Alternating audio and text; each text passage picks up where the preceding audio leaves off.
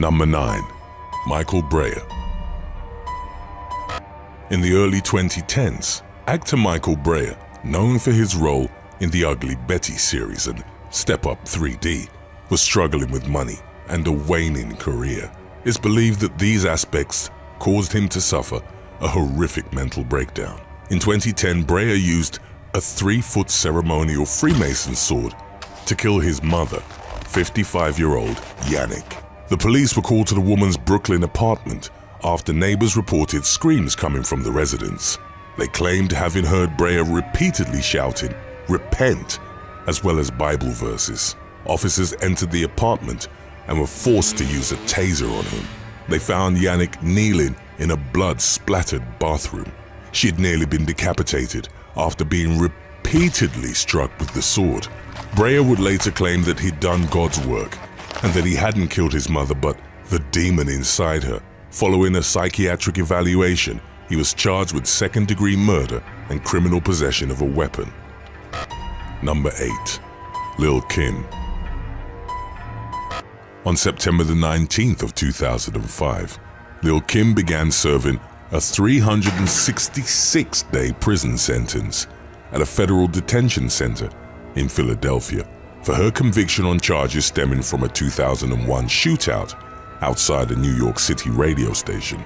The shootout happened after Lil' Kim's entourage crossed paths with a rival rap group, Capone and Noreaga, as they were leaving the WQH2-FM or Hot 97 radio station. Years earlier, Foxy Brown, a female rapper from the Capone and Noreaga group, had insulted Lil' Kim in her song Bang Bang. When confronted about the insult by Lil' Kim's entourage outside the studio, the shooting started. One man was hurt and several people were arrested. Kim hadn't fired, but in an attempt to cover for her own entourage in court, Kim had perjured herself, and she was convicted on 4 counts of perjury and 1 count of conspiracy. Because Kim confessed to her crimes and admitted that she had lied to a grand jury, she was sentenced to 366 days as opposed to the maximum of 20 years that the offenses carried. Number 7. Salman Khan. Once considered Bollywood's top leading man and one of the most commercially successful Indian actors in history, Salman Khan was convicted of culpable homicide only to have the charges against him dropped in mysterious circumstances. While driving his car under the influence of alcohol, Khan crashed into a bakery in Mumbai in 2002. A homeless person who was sleeping on the pavement outside the establishment was killed after being run over and 4 others were injured. Police Constable Ravindra Patil was part of Khan's security detail. He was a prime witness in the case and the only one who could have secured Khan's homicide conviction. Patil was reportedly pressured by the police and Khan's lawyers to change his initial statement that the actor had been driving the car while inebriated. He went missing during the trial and was fired from the police force in November of 2006, ironically for failing to make an appearance during hearings. What happened in the period that Patil had gone missing remains a mystery. About a year later, he was found on the streets of Siri. His family had abandoned him and he was suffering from tuberculosis. The severely emaciated 29-year-old was admitted to a hospital where he died. A few days before his passing, he reportedly told a friend that he'd stood by his words, but that his department didn't stand by him. Due to a lack of evidence, Khan was acquitted of all charges in December of 2015. Number 6. Howard Hughes. In the late 1920s, eccentric billionaire Howard Hughes gained fame in Hollywood by using his vast fortune to produce big-budget films. His celebrity status would reach greater dimensions for his work in aviation. His Hughes H-1 Racer was the last aircraft built by a private individual to set the world speed record. While at the top of his international fame, Hughes was involved in a 1936 car accident that, in contrast to other aspects of his life, received very little media coverage. On July the 11th, he fatally struck a pedestrian with his car in Los Angeles. He was certified as sober, but an attending doctor noted he'd been drinking. A witness stated that Hughes had been driving fast and erratically, adding that the pedestrian had been sitting in the safety zone of a streetcar stop. Hughes was detained on suspicion of negligent homicide, but his lawyer secured his release pending the report of a coroner. By the time it was completed, the witness had changed his story, claiming that the victim had jumped in front of Hughes's car. Within just 5 days of the accident, the billionaire was cleared. The suspicious circumstances surrounding the case have led some to hypothesize that his wealth and celebrity status had at the very least expedited the legal proceedings related to the case. Number 5. Liu Yongbiao. Chinese man Liu Yongbiao became an acclaimed author, but it was ultimately revealed that in creating his novels, he drew inspiration from the murders he'd committed. In November of 1995, Yongbiao and accomplice Wang Muming checked into a guest house with the intention of robbing the place. To cover their tracks, the men then used hammers and clubs to kill a guest, as well as the elderly couple who owned the guest house and their teenage grandson. Yongbiao would live as a free man for more than 2 decades, during which he reinvented himself as an award-winning writer and minor celebrity. In the preface to his 2012 novel, A Guilty Secret, he even wrote that he contemplated a story about a writer who got away with committing a series of murders.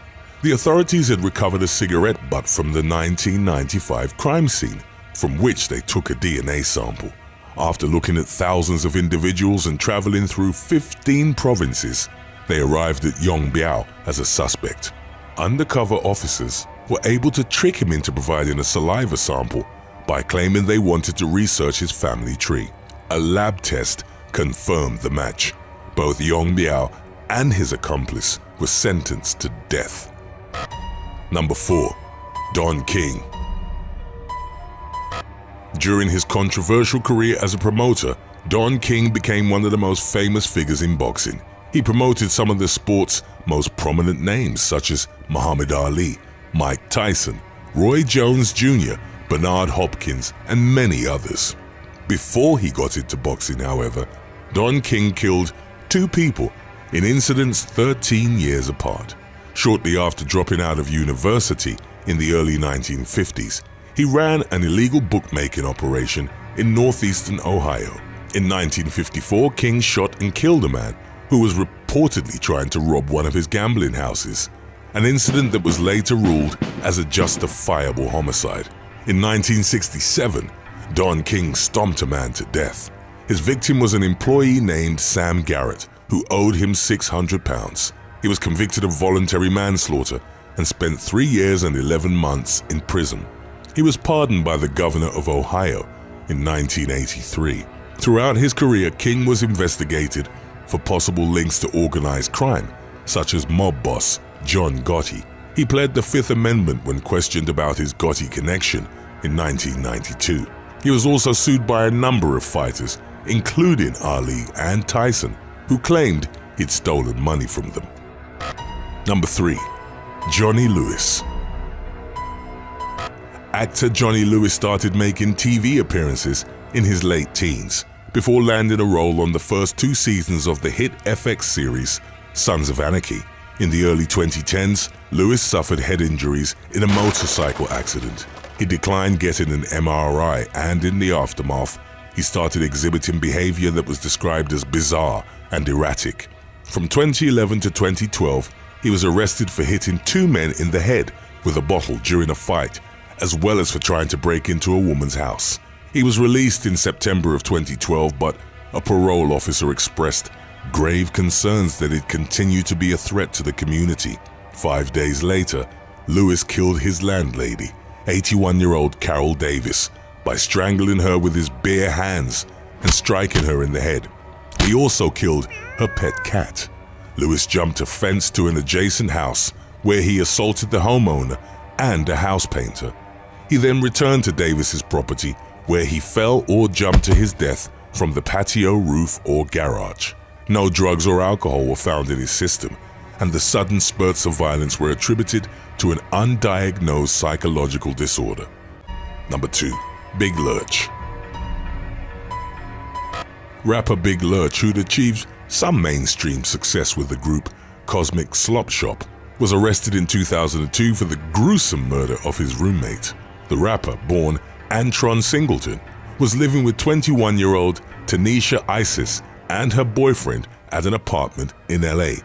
A friend found Isis at the residence with her chest torn open and her lungs ripped out. A 3-inch blade had broken off and become embedded in her shoulder bone. There were also teeth marks on her lungs and face. The witness saw Singleton standing in the street. He was unclothed, covered in blood and staring blankly at the sky. After the 26-year-old was arrested, a medical examination found pieces of human flesh in his stomach that weren't his own. Singleton claimed that he and the victim's boyfriend had smoked PCP the day before and blamed the murder on psychosis induced by the drug. The insanity defense didn't hold up, and Singleton, who would be known as the Cannibal Rapper, was sentenced to life in prison. The victim's mother filed a wrongful death lawsuit against him and his record label. It claimed that the label had provided him with the drugs in order to purposefully trigger violent behavior, so that he'd be more marketable as a gangster rapper. Number 1. O.J. Simpson. Orenthal James Simpson, known as O.J. or The Juice, is often mentioned among the greatest running backs in NFL history, but his illustrious career was overshadowed by his infamous murder trial. In 1994, Simpson's ex-wife, Nicole Brown, and her friend, Ron Goldman, were found stabbed to death outside the former's LA condo. Simpson, who had a history of physically abusing, stalking, and threatening Brown, became the main suspect in the case. On June the 17th, TV stations interrupted the NBA Finals, and millions watched a live broadcast of a lengthy police chase with Simpson's white Ford Bronco. It was driven by his longtime friend, former NFL player Al Cowlins, who was later acquitted. Simpson's trial was one of the most controversial and widely publicized events in American history. There was massive DNA evidence against him, including his blood recovered from the scene, which was verified by 3 separate laboratories with no discrepancies found. Building a case on DNA evidence was still a novelty at the time. Simpson's high-profile legal team, led by Johnny Cochran, was able to convince the jury that the samples had been corrupted, planted, or mishandled. In the context of racial tensions that permeated the US, the defense suggested Simpson had been framed. Cochran focused his attention on a bloody glove retrieved from the scene, which he claimed had been planted by a racist LAPD officer.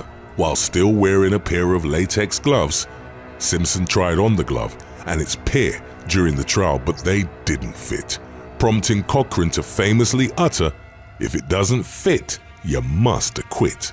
On October the 3rd of 1995, the jury reached a not guilty verdict. In a 1997 civil suit initiated by the victims' families, Simpson was ordered to pay $33.5 million for their wrongful deaths.